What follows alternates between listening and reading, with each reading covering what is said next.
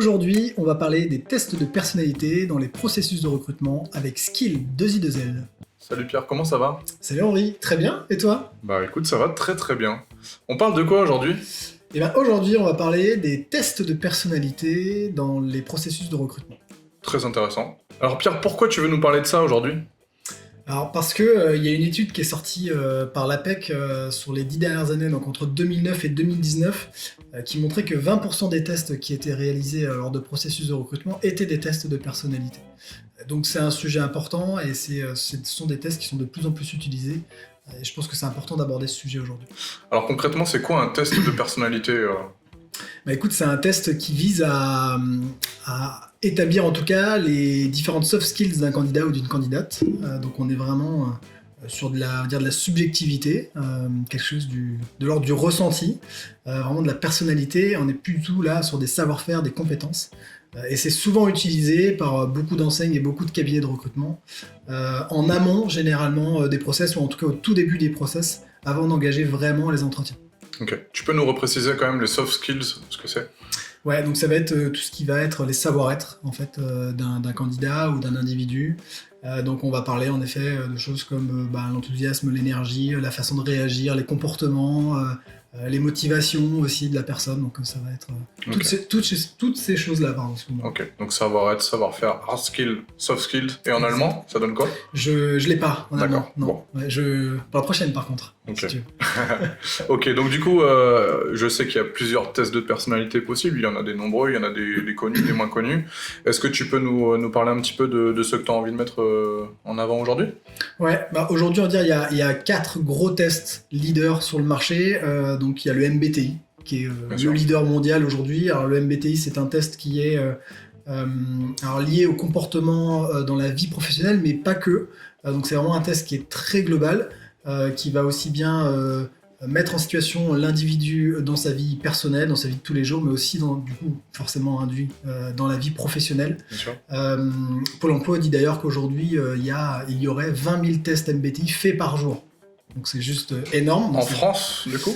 Chiffre français? Ouais, exactement. Donc c'est vraiment monstrueux. C'est vraiment le test. C'est le test par excellence. C'est le test par excellence. Ok. Ensuite, on va avoir le PAPI. Le PAPI qui est aujourd'hui celui qui est le plus apprécié des recruteurs français. On estime que 10% des recruteurs français l'utilisent. Ça, c'est une source Welcome to the Jungle. C'est un test qui, pour le coup, lui, est très adapté à la personne dans cette situation professionnelle. Voilà, Okay. donc on va vraiment l'imaginer dans son métier, dans son quotidien au travail, avec ses collaborateurs, avec ses clients, etc. Ensuite, tu vas avoir le SOSI. Donc le SOSI, c'est le troisième test, on va dire, leader, qui lui va établir en fait un SOSI parmi différents types de personnalités. Et ensuite, le dernier, le Big Five, voilà, qui est encore un autre modèle et qui va encore établir différents types de personnalités. Donc, globalement, ils répondent tous à peu près à la même chose.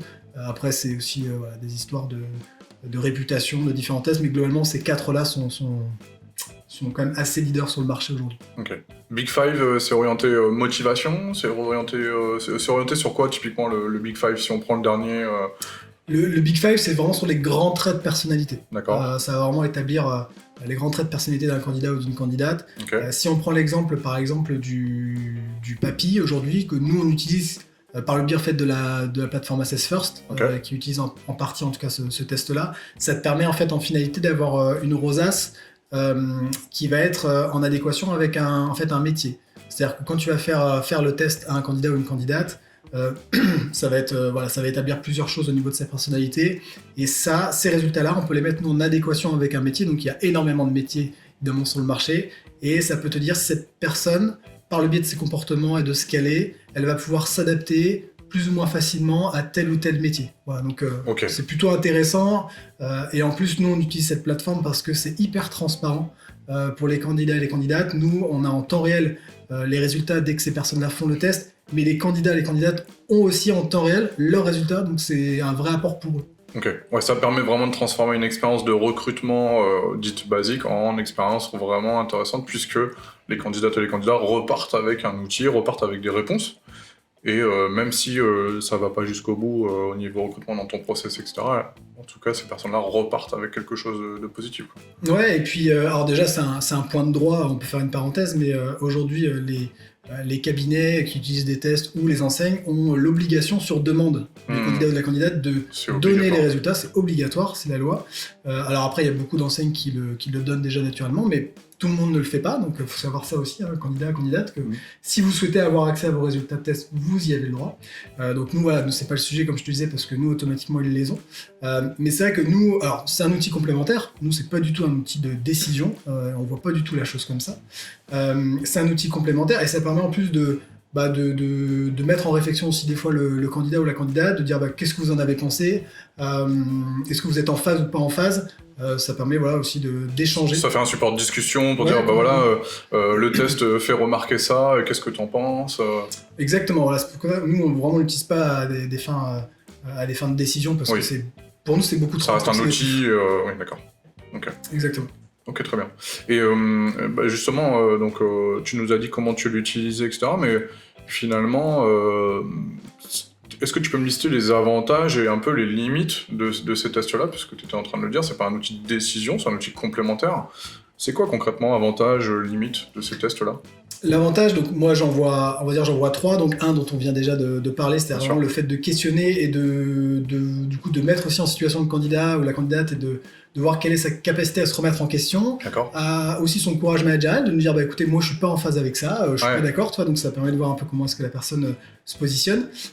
C'est clairement aussi un gain de temps parce qu'on est dans des process, notamment dans le retail, où on doit quand même aller assez vite pour répondre à une demande du client qui est généralement assez rapide. Bien sûr. Donc c'est un test qui est fait par le candidat ou la candidate chez lui, tranquillement, donc nous c'est pas du temps qu'on passe avec lui, donc c'est un gain de temps clairement, et en plus ça nous apporte un autre spectre, parce qu'il y a des personnes qui ont quand même construit ces tests-là, ces algorithmes-là, c'est des tests qui ont quand même des spécialistes, des personnes. Voilà, ces tests qui ont plus de 60 ans pour certains, donc il y a une vraie expertise derrière, donc il y a même si ça reste approximatif, il y a quand même certaines choses qui sont assez objectives. Donc nous, ça nous aide. Et puis c'est vrai que ça vient en complément. Ça vient compléter des entretiens. Et puis ça vient nous apporter parfois certaines choses aussi que nous, on va pouvoir les creuser en entretien. Okay. Tu vois, exemple, sur un test, on va voir que, je sais pas, cette personne sur le test est ressortie comme étant quelqu'un de peut-être de pas énormément enthousiaste, ou en tout cas quelqu'un qui va pas réussir à partager son énergie, et nous du coup on va se le noter et puis voir si réellement lors des entretiens qu'on va faire en visio avec elle ou avec lui, c'est réel ou pas. Ouais, faire des vrais points de vérification. Exactement. Et puis aussi laisser la chance à d'autres typologies de personnalité et de caractère qui ne seraient pas inclus dans le test pour autant, quoi. Ouais, exactement. Et après, les limites, il y en a plusieurs. Alors, déjà, la première, c'est dans quel contexte pro, perso, la personne va faire le test. Ça a une vraie implication sur les résultats, même s'il y a beaucoup de questions et beaucoup de questions qui se recoupent pour limiter justement la subjectivité. Il y en a forcément, même si on dit aux candidats nous de le faire au calme, dans un environnement où ils sont tranquilles, où ils sont posés, etc. Un peu déconnectés.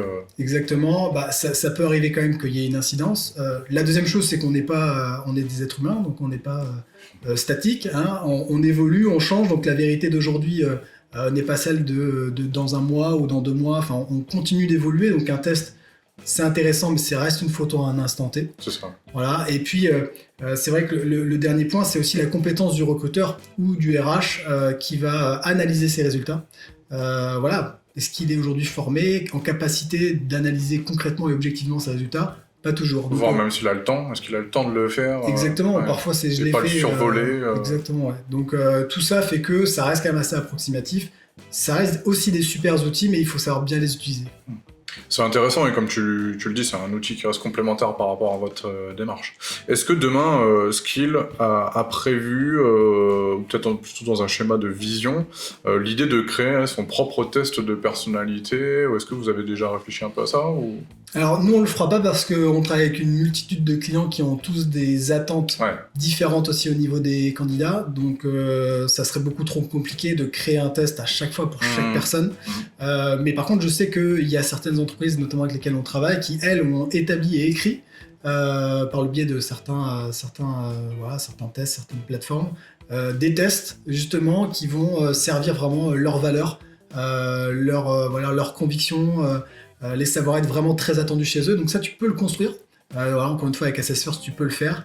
Et donc là, ça devient intéressant, mais ça va être un test au niveau de l'enseigne cette fois et pas au niveau de notre cabinet. D'accord, ok.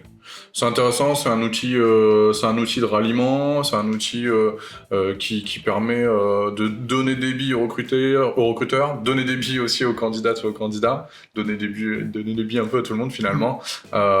Qu'est-ce que tu as envie de nous transmettre comme phrase de conclusion? Qu'est-ce que toi... Écoute, j'aurais envie de donner un petit conseil aux candidats et aux candidates. Ouais. Lorsqu'on a ce type de test, nous on a fait un sondage il n'y a pas très longtemps, alors il vaut ce qu'il vaut parce que ça reste sur LinkedIn et puis on n'a pas non plus 30 000 personnes qui ont échangé leur avis là-dessus, mais on remarque qu'il y a quand même 34% qui sont en phase avec le fait de faire un test, 38% qui sont en phase mais uniquement si le test n'est pas sélectif, et finalement 30% à peu près qui sont eux contre les tests. Donc ça reste un sondage comme celui-ci, mais ça démontre bien que quand même la plupart des gens sont plutôt ouverts à ce type de test. Après, ce qui est important pour moi dans une phase de recrutement, c'est lorsque vous allez recevoir un test, de demander si ça n'a pas été précisé, si ce test est sélectif ou pas. Pour autant, j'ai envie de vous dire, s'il l'est, soit vous êtes en désaccord avec ça et vous allez devoir quitter le processus. Mais en tout cas, c'est important de le savoir aussi. La deuxième chose, c'est de réussir à se mettre dans un environnement calme, sain, serein, de prendre le temps de le faire. Et puis, dernier point, de ne pas tricher. D'être hyper sincère. Alors c'est notre vision, mais pour nous il n'y a pas de bon ou de mauvais test, c'est juste le reflet de qui vous êtes, et essayer d'être le plus sincère possible sur ce type de test et pas d'essayer de répondre d'une façon ou d'une autre. Qui plus est, la plupart des tests ont plusieurs moyens d'éviter aussi que vous trichiez, donc soyez le plus sincère, vous serez le plus à l'aise possible pour faire ce type de test. Ok.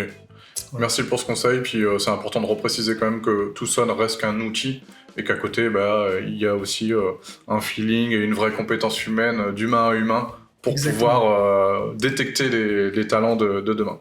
Exactement. Merci Pierre pour ce petit podcast. Avec plaisir, merci à toi. Bonne journée. À très bientôt. Ciao. Ciao. Vous voulez en savoir plus sur ces tests de personnalité? Retrouvez beaucoup plus de détails sur notre site internet skill.fr 2i2l.